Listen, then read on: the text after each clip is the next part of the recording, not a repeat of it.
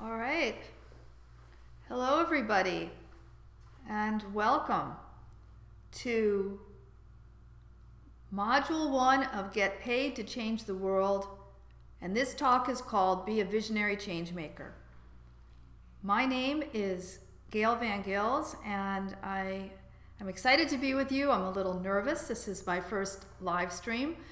So talking to a computer is a strange experience, but I'm imagining you out there, and I hope you have a good hour.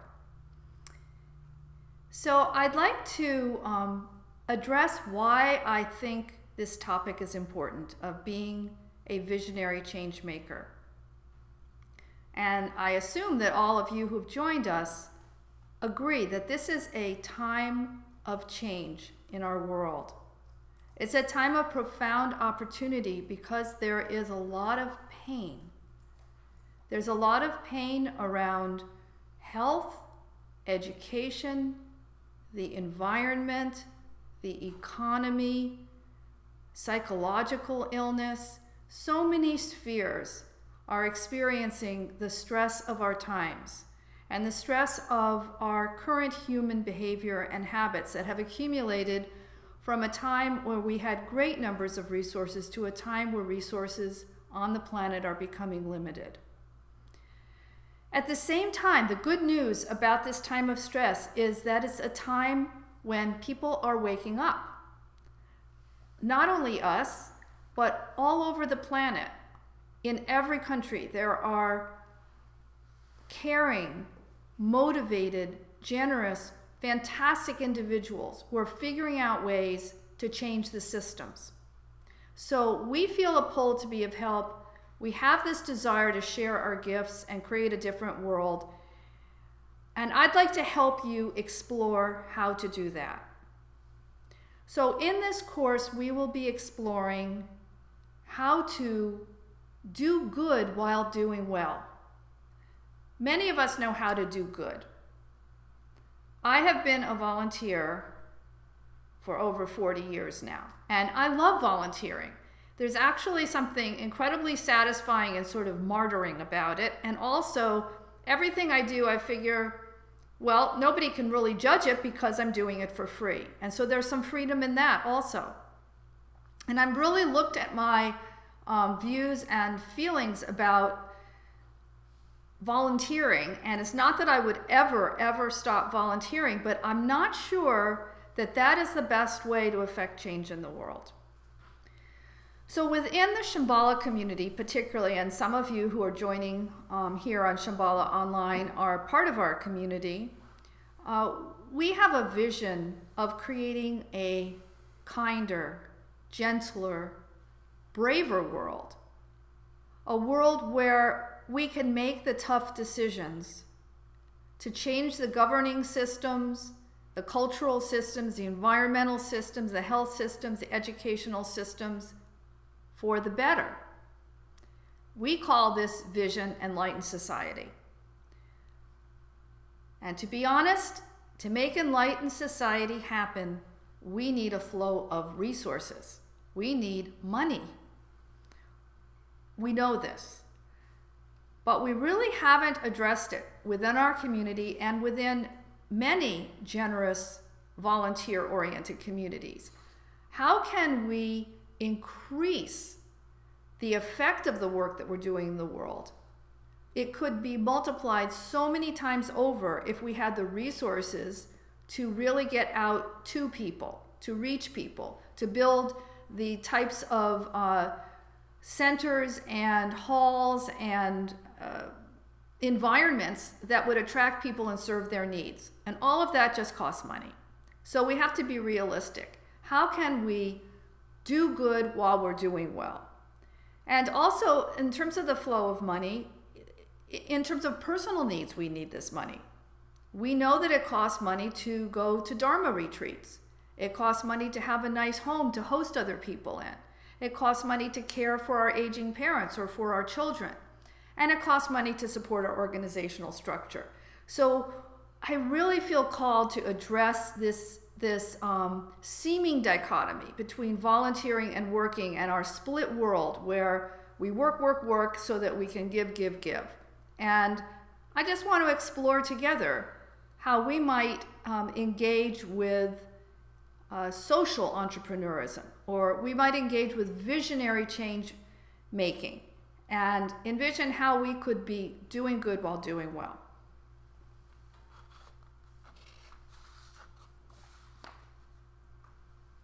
So I hope this is resonating with you. You can type in at any time if it is.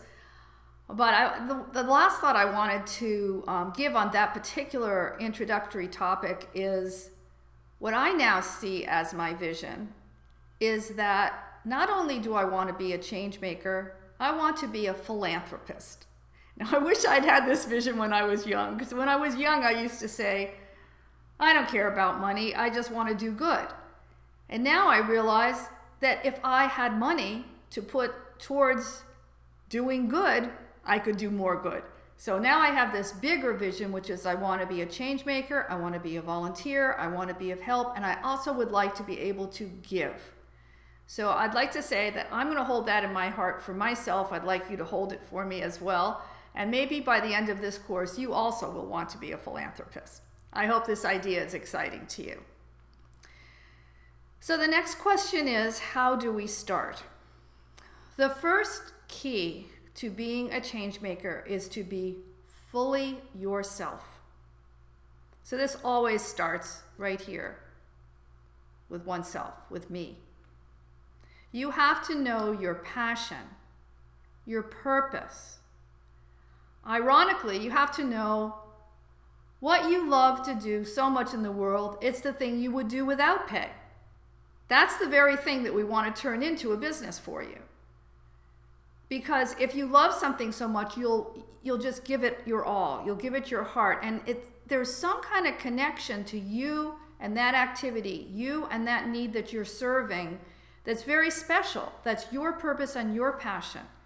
And you know, sometimes these words like, what is my purpose, get thrown around in a way that, I don't know, it seems maybe a little trippy, but actually it's very true that when you resonate with an activity that you're drawn to, it feels like this is my purpose for being alive. I am meant to do this. And so we want to help you connect with what is your purpose, what is your vision, what is it that you uniquely can do. So I want to go back and tell you a little bit about myself and how I got to where I am now in terms of giving this talk. So my purpose from the youngest age I can remember, and I really remember thinking this thought extremely young, was I want to know what it means to be the most of being a human being. Strange question for a young child to ask, but it always motivated everything I did. So when I was in grammar school and they called it junior high then, it would be middle school and high school, I went to everybody else's churches. I studied every religion that was around, and I practiced the religion that I was born into. When I got to college, I studied psychology because that was the field that was available for studying what was the most of being human. And I kept seeking, and eventually, not too long, actually just near the end of my college career, I was introduced to meditation. And I found that by looking inside and following the practice of meditation that I began to discover that the key to finding out what it was to be the most of being human was within me. So however you find the key to what it is that your passion is, it's within you. It's not somewhere out there. So we have to begin with ourselves. We have to begin this exploration by looking deep and remembering, what did I love to do? Or what do I love to do? And there's a key that you can unlock the secret of your purpose and passion with those inquiries. The second key to being a visionary change maker is to not be afraid of your greatness. This is really hard sometimes. Not to be afraid of ourselves, not to be afraid of the possibility of what we could do in the world. Sometimes our vision seems so big. And as I have gotten closer to myself and been willing to look at some of the shadow places, I have discovered that there are some very profound limiting beliefs that I have had to examine, and I have discarded most of, but I'm still in the process of working with, that have held me back from expressing as fully as I need to truly, truly be of benefit to others. So this discovery of our limiting beliefs is extremely important to this process of becoming a visionary change maker. And we're going to talk about that some more a little bit further in this module.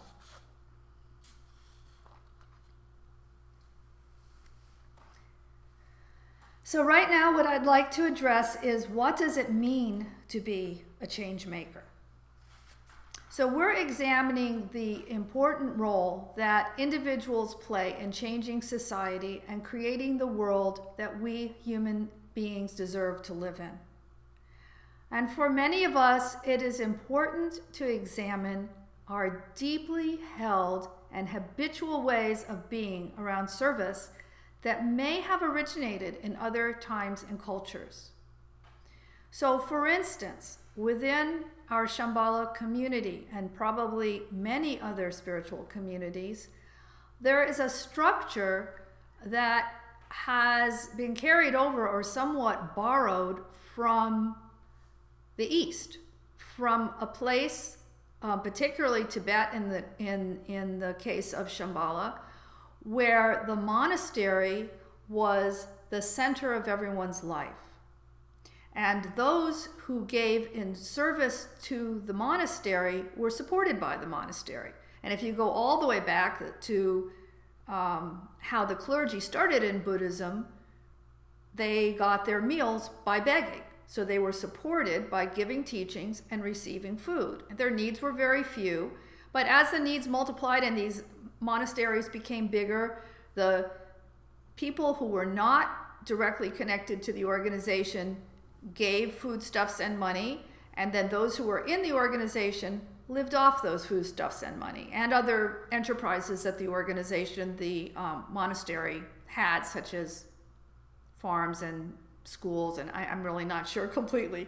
But what I know is that it's a structure that is not repeated here in the West. In the West, we each have our own home, our own mortgage, our own children to send to school, our own food bills, and on top of that, we have to pay for our land centers, our personal retreats, and our practice time. So we have to come up with a new model. That model has worked to this point, and again, I really want to stress that I am not against volunteerism, but that alone won't get us to the next level. That won't get any of us to creating the change in society that we envision. So let's look at how we are doing this currently in Western culture. Because that other model doesn't really work to support us, what most of us are doing is taking a job that may or may not be fulfilling to us in order to pay the bills, and then volunteering our gifts and passions with our remaining time. Now, this works to a certain extent, and for the last 40 years, our organization has grown to the point that it has, and for time immemorial, volunteer service has served people all over the world, but there is sort of a limit. It's sort of like the idea of if you give someone a gift of food, or you give them the gift of teaching them how to grow their own food, and maybe along with that the land and the seeds that they need. So in this case, we're saying we need to give ourselves those seeds and the land and grow the possibility of creating new models, new institutions, new businesses that both serve people and also serve the needs that we have, and then we can turn around and be generous to institutions that need our money. So the problem with taking a job that's not fulfilling and then spending the rest of your time volunteering is that it's kind of exhausting. I mean, frankly, it is exhausting. Now, starting your own business is also can be exhausting.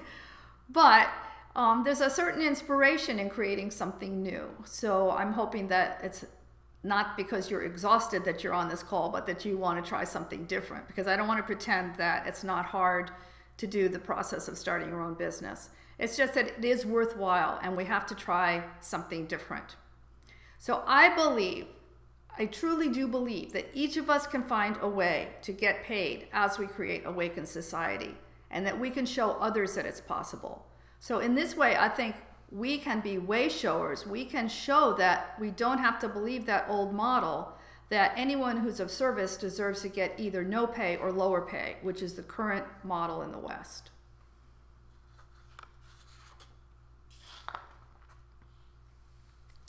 So, how do I start? That's always a big question.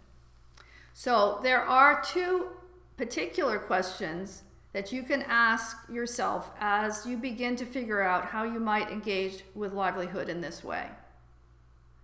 One is, where is the need and the pain in society? And what are my gifts? What kind of difference do I want to make? So you need these two factors. Where is the pain and the need?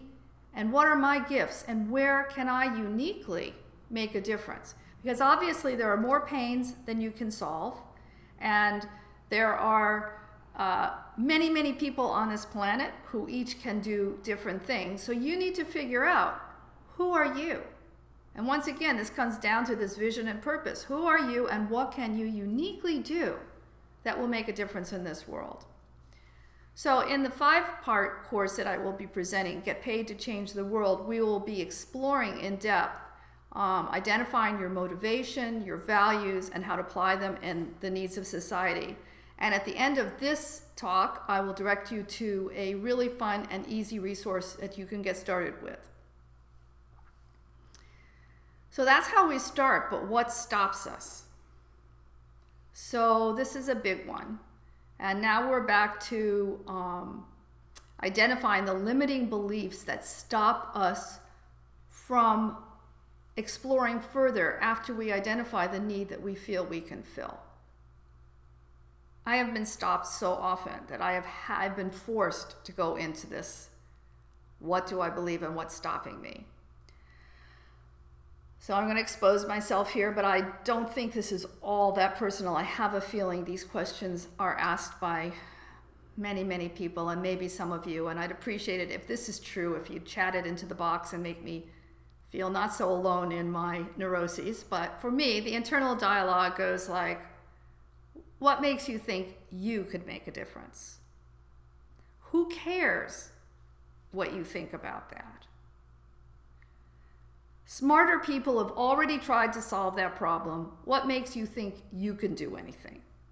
There must be something wrong with your ideas.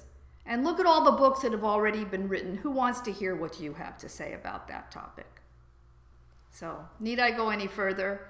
We can stop ourselves by asking these questions, and they will indeed stop us if we stop there.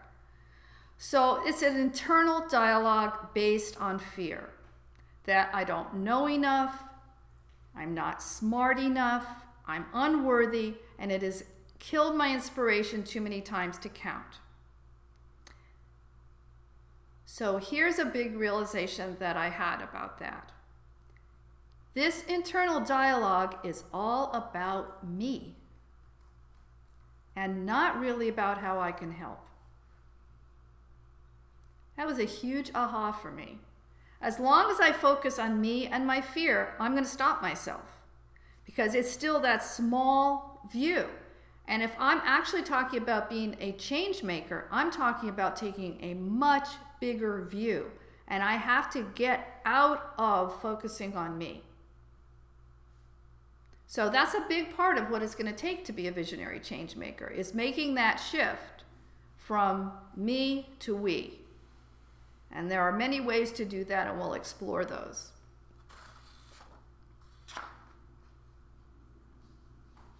So once I've shifted my focus to the fact that I really do care enough to step outside of my comfort zone, I could look more objectively at what was stopping me and what I was afraid of. So I'd like to ask you at this point if we could do a very short exercise together, which I'm calling you as a change agent. So I'm going to put up a slide in one moment, and I'm going to ask you to take some time to reflect on a societal need that you feel drawn to solve, your personal strengths and gifts that you have to offer, and thirdly, how you may have undermined yourself in the past. Now, I'm only going to give you a short time for this now, but I will put this up in the Module 1 homework section so you can reflect on it much more deeply.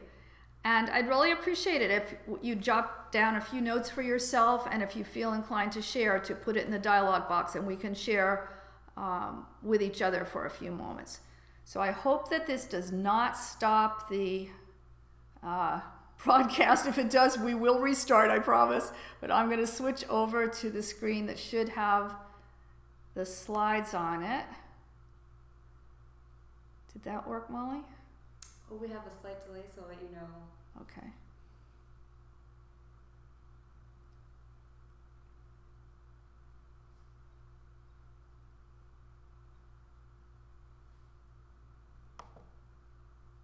All right, it's up. You can click the present button at the top left or top Okay. right, the left one. Yes. Very good. All right. Now, do I click on this screen? Yes, you can click the screen. Perfect. All right. It worked. So there are your questions, and I think we'll take like 2 minutes here for you to just jot down some thoughts. And at any point you can write in the chat box if you'd like to share with us.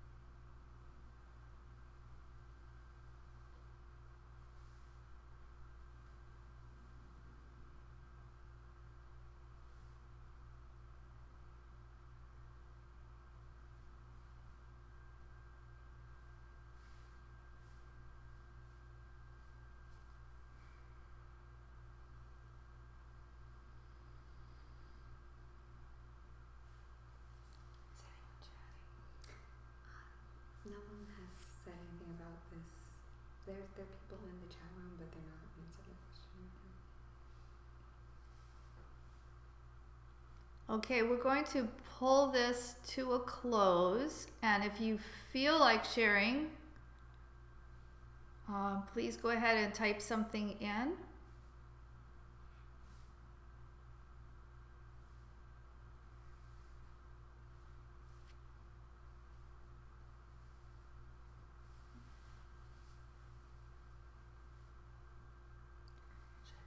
Yes, click camera.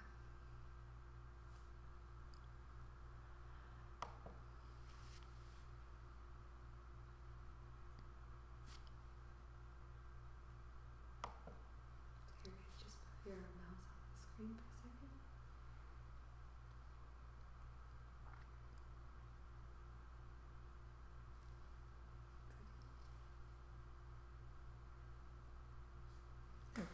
Both lit up over here.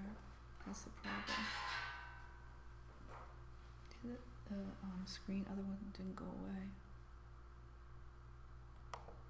It's not going to go away, but you're Oh, good. okay. A little technologically challenged.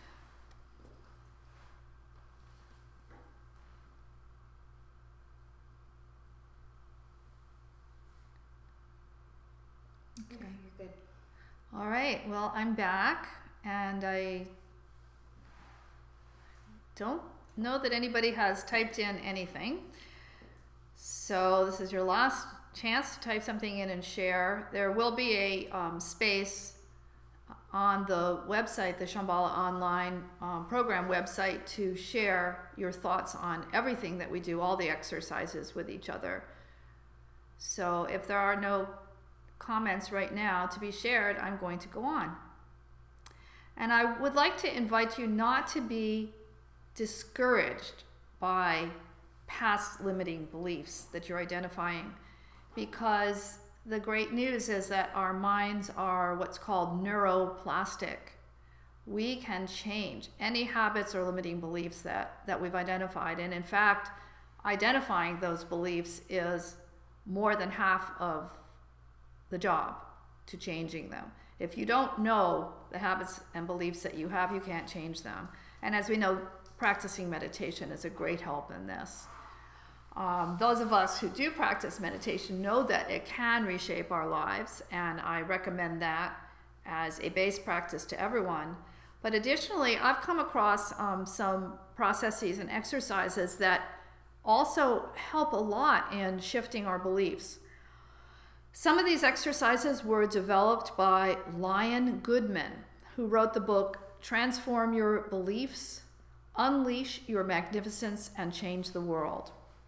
So there's actually an app, like an iPhone app, or I suppose it's on other types of phones too, which is connected to this book, and you can download it right now for free because they just made this app. It's called Clearit, Clearit.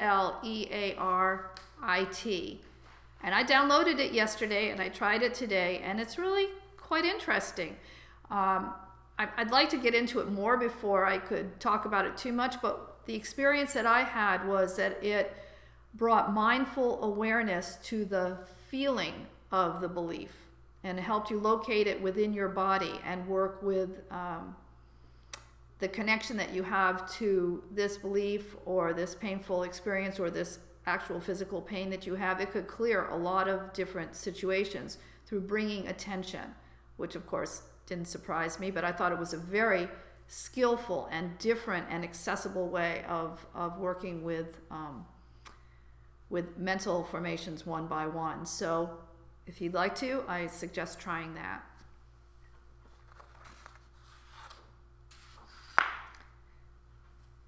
Now I'd like to talk a little bit more about the attributes of a change agent.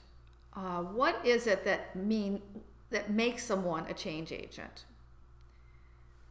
I think that change agents share a feeling that they are called to find solutions to problems that present themselves in society. Some of these changes may reach a large global scale and be visible on the global stage, but most are not. Most of us are not going to be recognized for what we're doing. The majority of us contribute as advisors, healers, teachers, and maybe those who speak a truth that is hard to tell. So according to our own skills, we make the world a better place through our actions. We function in a way that challenges the status quo, that manifests our highest vision, and where we are in a very practical way an agent of changing a system that is not working. So in order to do this, you need strength. You need strength in several ways, and one of them is acting from inner wisdom rather than ego habitual tendencies. So once again, we keep coming back to the only way to do this is to begin with ourselves and to really examine how we operate in the world. And this requires cultivating some kind of a daily practice. Of course, as I've already mentioned, I happen to believe in a daily practice of mindfulness as an extremely helpful tool to finding this larger view that goes beyond our habitual tendencies. It's also very helpful to have a body mindfulness practice, such as yoga or Tai Chi or Qigong. So whatever it is that you do daily that brings you to yourself, helps you to connect with your true nature and to see your own thoughts and allow them to dissipate, whatever that is, on a daily basis, it's really important to cultivate that because you need that strength of the bigger view in order to be of help in this way. If you get caught up in thinking about yourself, you won't have enough energy for this.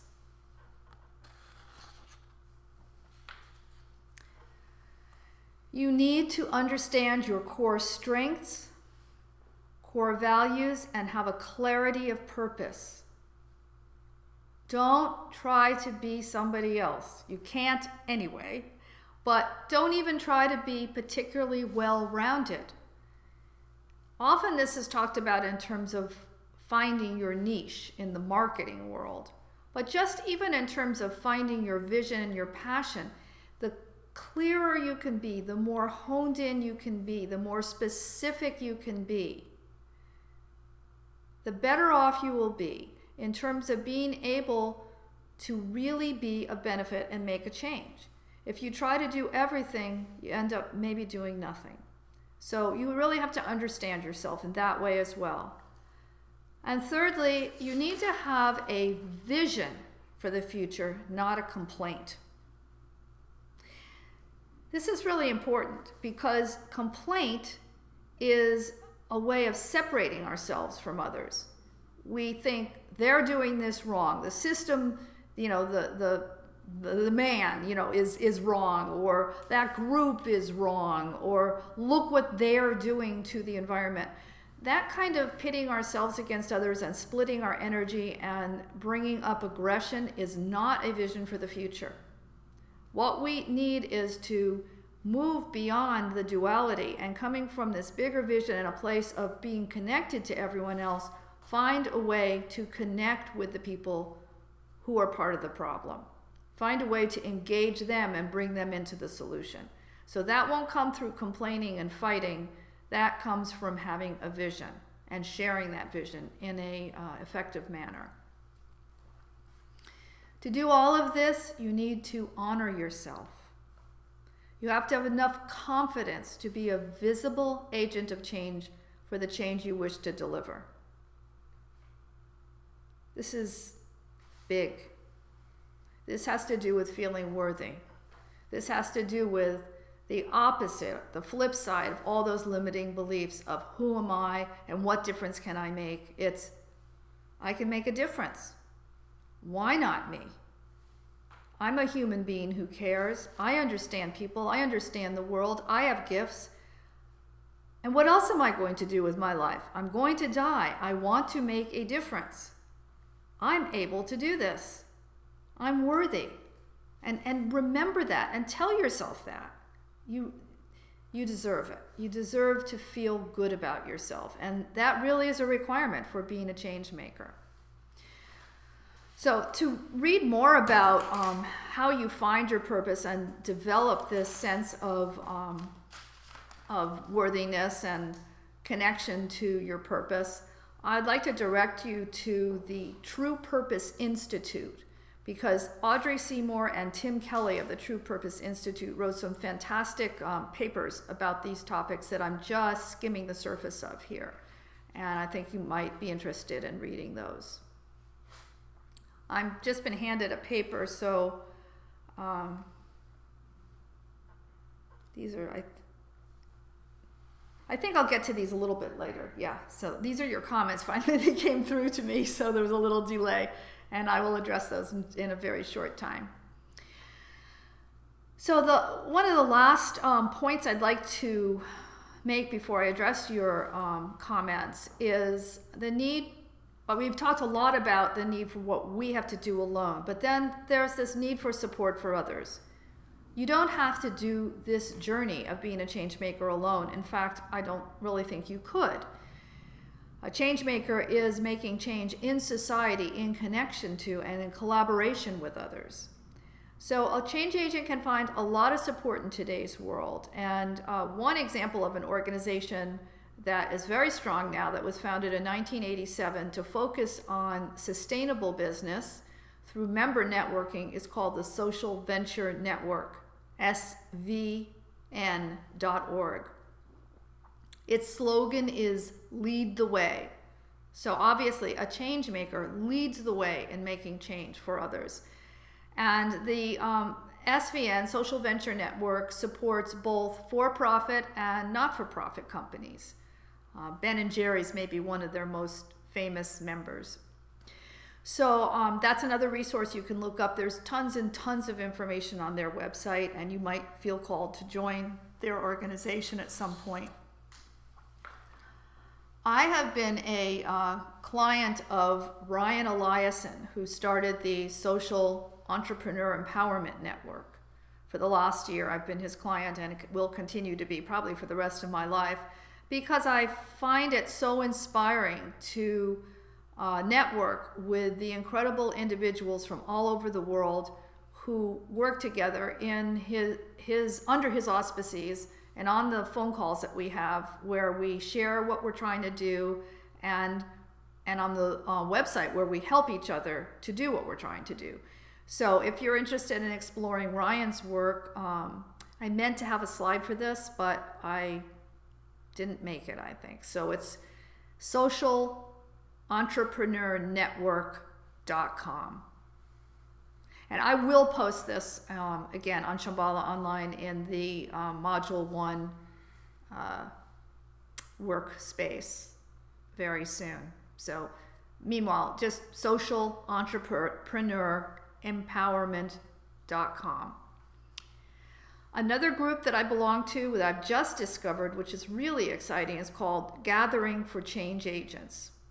And the True Purpose Institute that I mentioned just a few minutes ago hosts this call.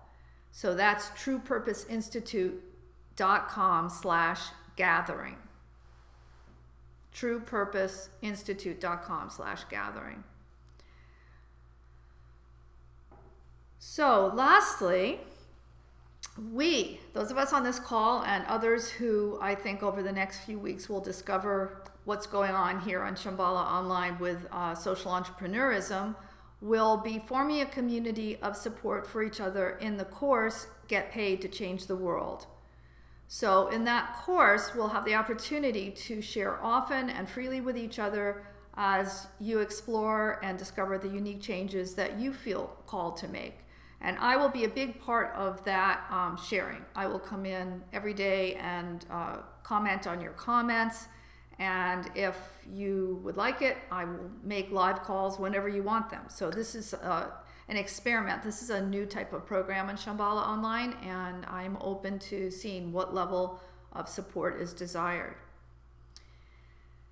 So the last thing I'm going to offer to you is some homework. I'm going to pull up another slide and just let you write this down before I get to your comments.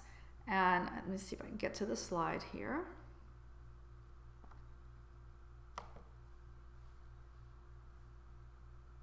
And then go ahead and click the screen. There you go. All right.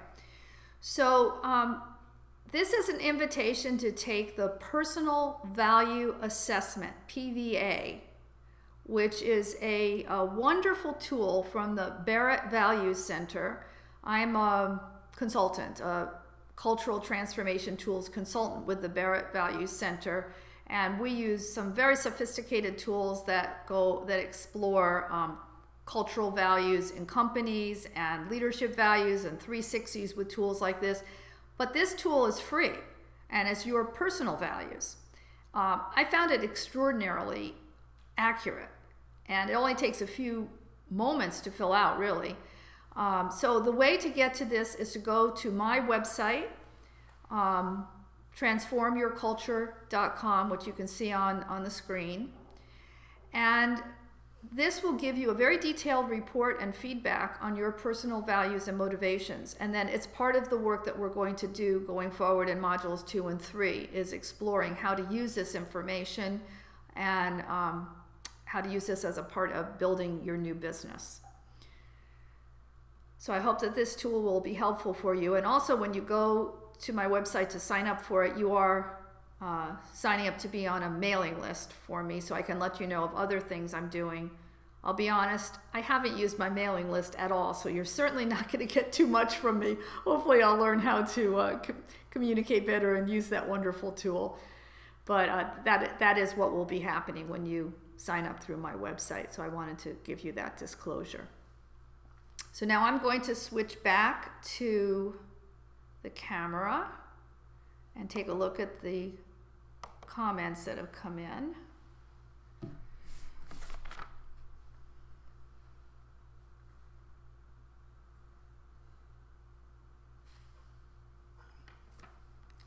Am I back?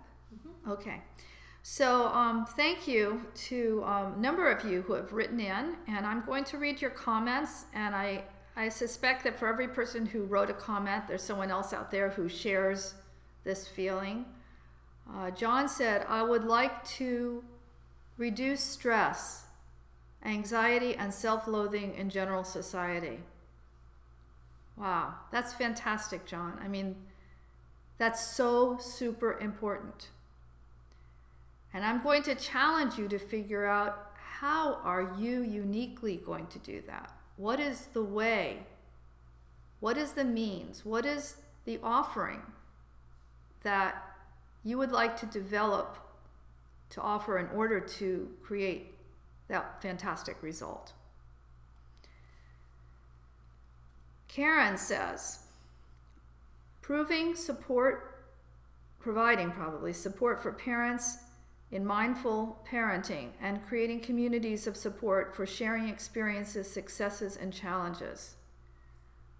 Well, Karen, I know that this is important because I was invited by the Interdependence Project about 2 or 3 years ago to write a blog on mindful parenting because my husband and I parented 2 wonderful sons who are now 23 and 27, but the entire time from before they were born to now, they have been part of our world in growing up with parents who were leaders in a spiritual community in a home where meditation was practiced and where we tried to be mindful parents.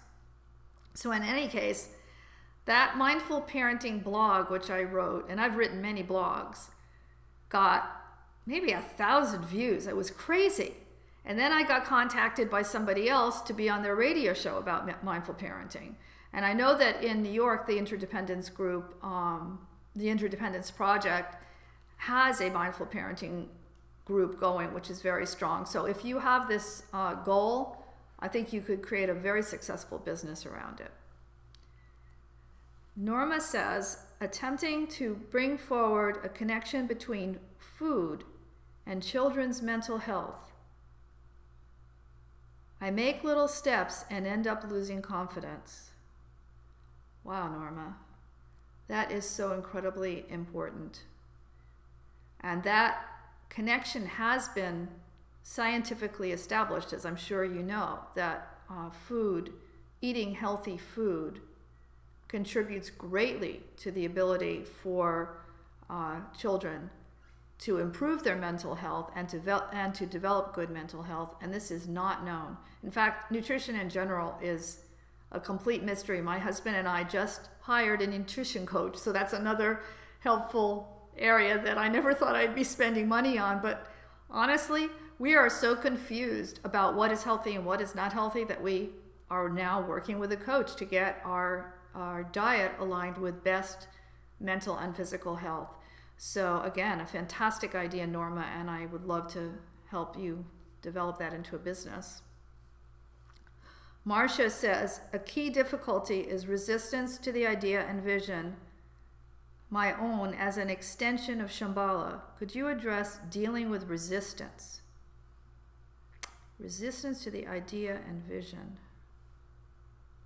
Just say her own resistance, maybe? So maybe Marcia, could you type in just a little bit more detail? What is it that your resistance is to? Is it to, are you resisting or questioning whether this is your own vision or Shambhala's vision, or are you resisting finding your own vision within the bigger vision of creating enlightened society? I could use a little bit more information, but just in general, dealing with resistance is usually dealing with fear from my own experience. So, I mean, that's a very generic answer, but when I resist doing something, it's because I'm afraid it won't turn out well, usually. So I'll do all the other little things that I know how to do first, and then get to the thing that was challenging last because I thought I couldn't do it, which of course, once I did it, I figured out that it was not as hard as I thought, and all that resistance was a huge waste of energy. But generally, it is our fear. And I'd be happy to talk about this in a more detailed way if you could give me a little bit more detail on what you're asking me. Christopher says, I am retired and I have an adequate consulting livelihood and chose change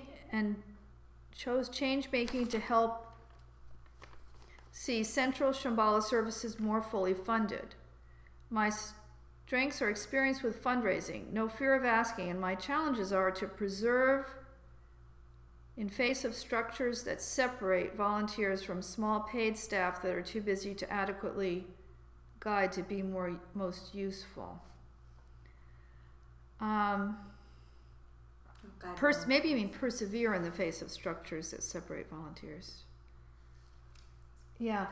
Again, I'm not completely clear, Christopher, what you're asking, but I think that there is a challenge if, in terms of working within the current structure of a Shambhala center, where some people are paid small amounts of money, albeit, but paid for work that is very, very similar to what others are volunteering to do. I mean, this is part of the structural issue that we are trying to look at. Is there a better way to do this? Is there a way that will make the center flourish more, that feels good for everybody? Now, a lot of people actually do really enjoy volunteering. And so again, we're not saying that we should do away with volunteering and everybody should be paid within a spiritual center. That is certainly not the point. And yet there is potentially a challenge within that environment, the disparity between the paid and the unpaid. I think the bigger issue is, can we be of service and get paid in our work so that we can contribute to where we want to contribute, both with our time and money? So there's not such a dichotomy between service and pay. Again, I invite you, Christopher, to give me more details if I'm not answering you properly. Sometimes it's hard to understand typed in questions. Molly, is there anything else? Not at this point. Okay. So it's been almost an hour. One last chance for questions, and then we'll bring our time to a close. I hope this has been helpful to you. I've got another one. Oh, something else is coming. Yes, Molly's going to read it out loud. All right. Can you give an example of how you or others have been able to promote change making to surmount the fixation on quarterly numbers that generally trumps any other effort in corporations? So the question is, how can we bring this kind of change making, or are there any examples of this coming into corporations and trumping the fixation on quarterly numbers? Well, this question is about what my passion is, because my passion is to change the structure and view of organizations of people, not just individuals. And yet, of course, those changes come person by person. So I think the example I would like to give is from an interview I just heard recently with the president of Zappos, the shoe company based in Las Vegas, Nevada. So the president of Zappos actually created his business based on first determining what the culture of the business would be and what the outcome of that culture would be. So he wanted to create a culture of happiness. He actually set out with that view. So he identified his motivation, his values, and then as a cultural goal to create a culture where people were happy within the company.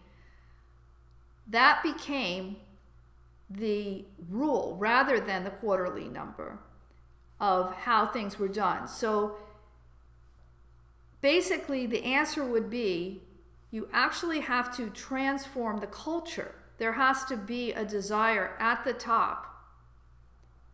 The leader of the company has to want to have a bigger view that involves the lives of the people that they're working with and the people they're working for. It's a bigger bottom line than just numbers. And actually, it has been absolutely proven that putting the focus on the happiness, the well-being, the collaboration, the culture in the company brings better numbers. It just does, because it releases the spirit of everyone in the company. My company is called Transform Your Culture for that very reason. But you can't just go in and do that. People have, the leader of the company has to want this change. He has to want to be that kind of leader that supports people. So you can be a mini change agent within that environment, maybe within your team.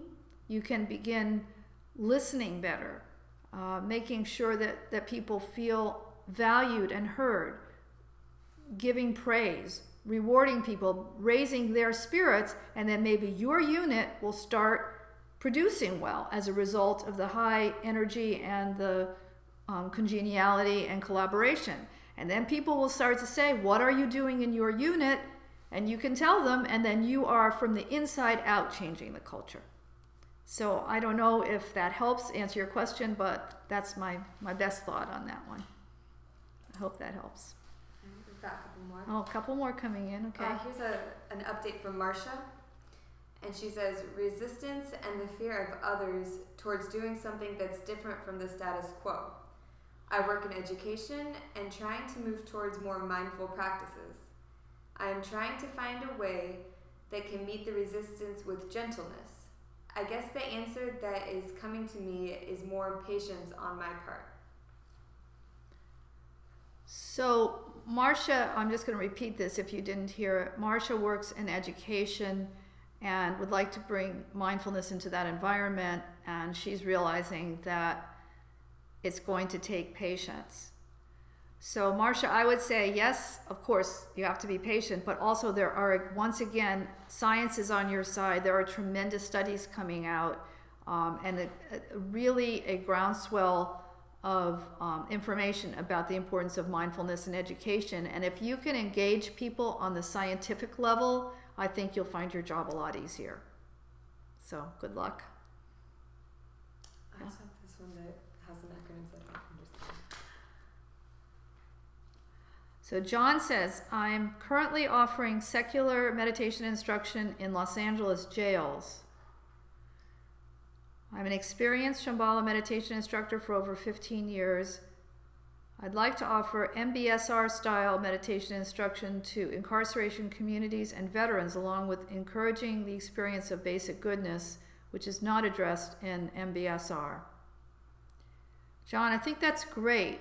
I think, you know, it's interesting because, again, I've seen some recent interviews with John Kabat-Zinn, who, as you know, as the founder of MBSR, is also a practitioner of meditation.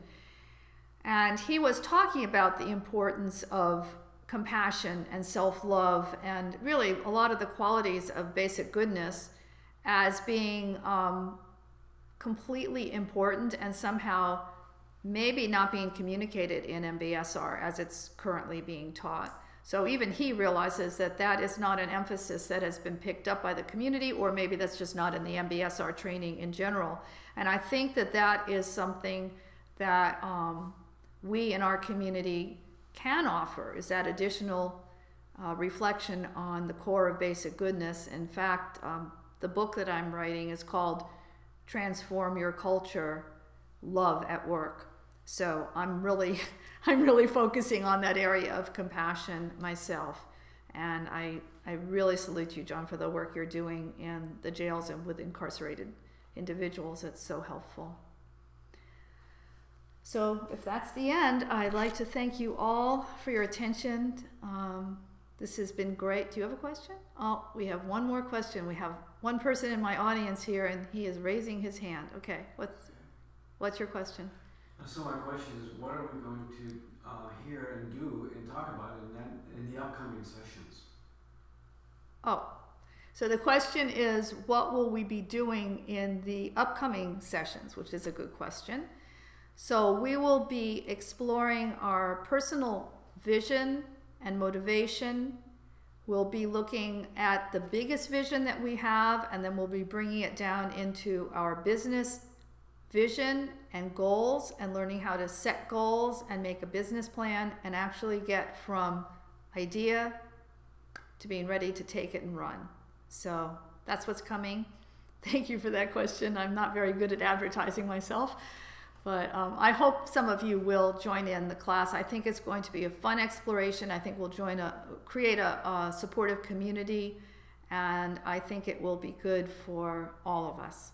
So thank you so much for attending today. I appreciate all of your time and the wonderful questions that came up, and I hope that this has been of help, and I really dedicate this to all beings.